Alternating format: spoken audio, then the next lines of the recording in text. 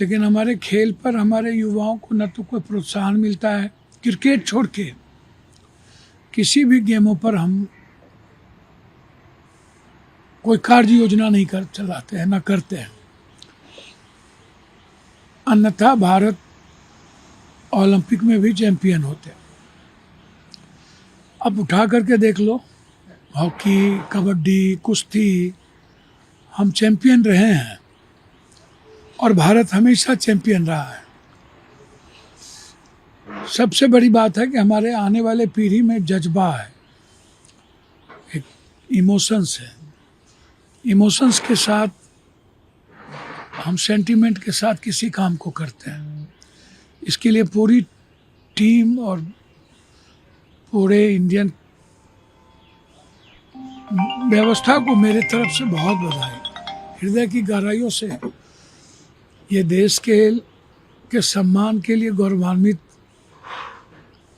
विषय है।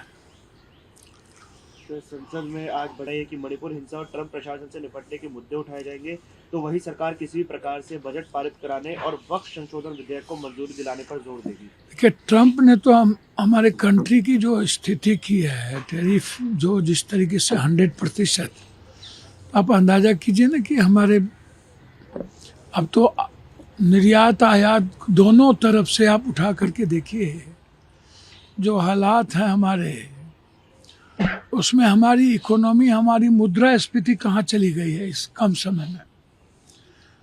क्या स्थिति, कहाँ गिरते जा रहे हैं, 4 पॉइंट कुछ पे चले गए हैं। क्या हमारी सोच थी। और सबसे ज़्यादा खाद्य पदार्थ पर हमारी स्थिति क्या है। और ट्रंप सबसे ज़्यादा हमलावर भारत पे है। आप इसको समझिए, एक जगह नहीं है। यूक्रेन जैसे शासक से ट्रंप घबरा जाती है और हमको आंख दिखाते हैं। तो ट्रंप का मुद्दा तो आज सबसे बड़ा ही है। मणिपुर की स्थिति तो अब डेली, अब तो पुलिस के द्वारा गोली चल रही है, आर्मी, हमारी जनता मारी जा रही है। मणिपुर की स्थिति को इस हालात में पहुंचाने वाले कौन लोग हैं। आज़ाद हिंदुस्तान के बाद आज तक आपने कभी ऐसी स्थिति देखी थी? कभी पंजाब की एक बार हुई, कभी कश्मीर की स्थिति हुई, अब मणिपुर की स्थिति आप उठा के देख लो। तो ये मुद्दे तो बहुत बड़े मुद्दे हैं ना। इस मुद्दों को छोड़ करके देश ही हमारा स्थिर नहीं होगा। ना इकोनॉमिकल स्थिर है, ना पॉलिटिकल है, ना सामाजिक है। तो इससे आगे आप किस प्रगति की बात करोगे। विपक्ष का मतलब थोड़ी है कि आपके एजेंडे को चलाते रहना और आप देश को भूलते जाओ। 2025 और वक्फ विधेयक पर चर्चा होगी। उन्होंने कहा है कि पारदर्शी सरकार है और सदन में हर मुद्दे पर गंभीरता से हम विचार करेंगे। भैया, ये तो इस जन्म में क्या, 7 जन्म में ये ऐसी सरकार आई है जिनके बारे में खुद प्रधानमंत्री जी के अलावे किसी को पता नहीं है। क्या पारदर्शी रहेगी जब इनके होम मिनिस्टर को किसी को पता नहीं रहता है, मिनिस्टर को, कि आज क्या होगा। आप इसको समझिए। ट्रांसपेरेंसी तो इस गवर्नमेंट में हो ही नहीं सकती।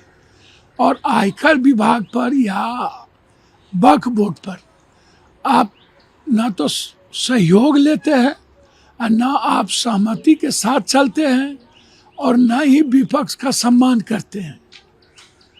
आप हिटलर के तरह शासन चलाइएगा। मुखर कानून है, संविधान को दरकिनार कर दीजिएगा और बिल्कुल अपने एजेंडे को थोपिएगा। तो इतना कमजोर विपक्ष तो नहीं है कि आपको अपने एजेंडे पर चलने के लिए आपको छोड़ दे। ये तो नहीं होगा। विपक्ष को साथ लेके आपको चलना होगा, सहमति लेनी होगी, सहयोग लेना होगा। विपक्ष सहयोग देने को तैयार है। यदि आप संवैधानिक दायरे से अलग हट करके कोई काम करेंगे तो विपक्ष आपका पुरजोर विरोध करेगी। राजद में केवल लालू प्रसाद यादव और वह स्वयं गठबंधन पर निर्णय लेने का अधिकार रखते हैं। नहीं, मैं नहीं मानता। सवाल ही नहीं उठता है। महागठबंधन का निर्णय सामूहिक होता है। सबकी सहमति से होता है। और महागठबंधन का निर्णय राहुल गांधी, प्रियंका गांधी, लालू यादव, माले के नेता सब मिल के लेंगे और कांग्रेस उसका नेतृत्व करेगी। सवाल ही नहीं उठता है कि आरजेडी और उनके कोई भी नेता अकेला सक्षम है निर्णय लेने के लिए। कांग्रेस कभी भी किसी के थोपे हुए निर्णय पर नहीं चलती है और ना ही स्वीकार करती है। कांग्रेस हमेशा देश समाज के हित में निर्णय लेती है और जो बिहार के हित में होगा कांग्रेस उस हित में निर्णय लेगी। वो अपने पार्टी के निर्णय लेने में सक्षम है। महागठबंधन का निर्णय कांग्रेस नेतृत्व के साथ बैठ के ही होगा, अलग नहीं हो सकता है और न थोपे जा सकते हैं। मंदिर का निर्माण करने का ऐलान केंद्रीय गृह मंत्री अमित शाह के द्वारा किया गया।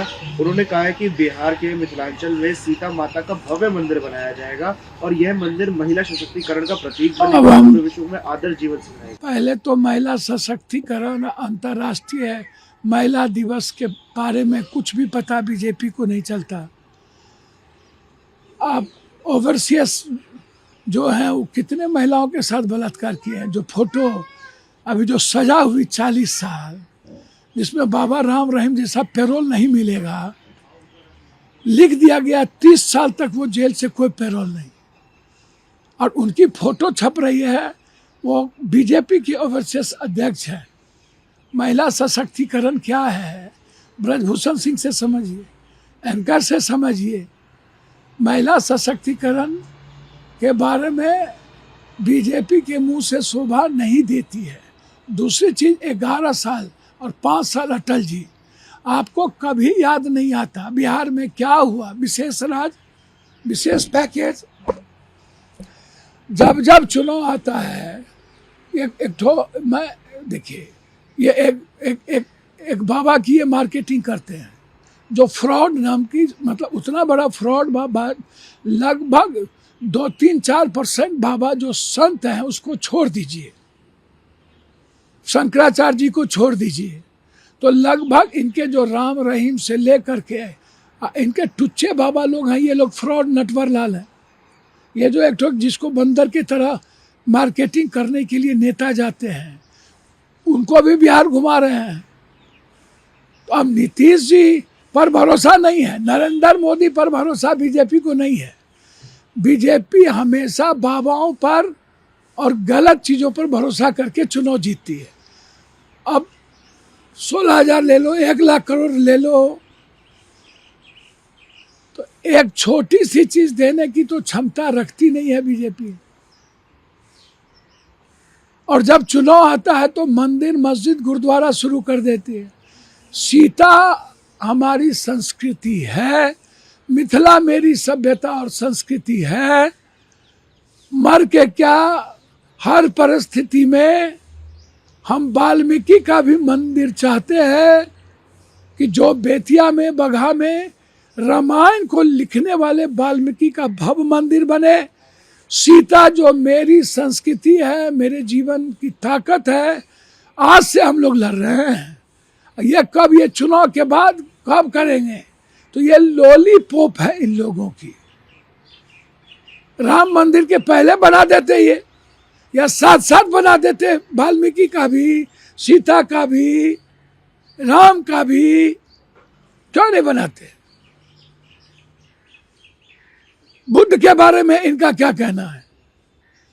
तो ये चुनाव आते हैं तो चुनावी राजनीति करते हैं, इसीलिए ऐसे फ्रॉड नटवर लाल बाबाओं पर बैन लगने की जरूरत है। वो चुनौती देता रहता है कि छेड़ोगे तो छोड़ेंगे नहीं, छोड़ोगे तो छेड़ेंगे नहीं। अरे पगला, तेरे जैसे बाबा बहुत आए और बहुत चल गए बूट लादने। छेड़ोगे, कोई ऐसा संत नहीं बोलता है छेड़ोगे तो छोड़ेंगे नहीं। संत कहता है कि बिच्छू का काम है काटना, मेरा काम है, मेरी प्रवृत्ति है उसको माफ करना। ये बाबा का टुच्चागिरी है। हैं? तुम जहां फरियाना चाहो हम फरियाने को तैयार है तुमसे। तुम कहते हो हम यहीं घर बनाएंगे। अरे तुम बनाओगे,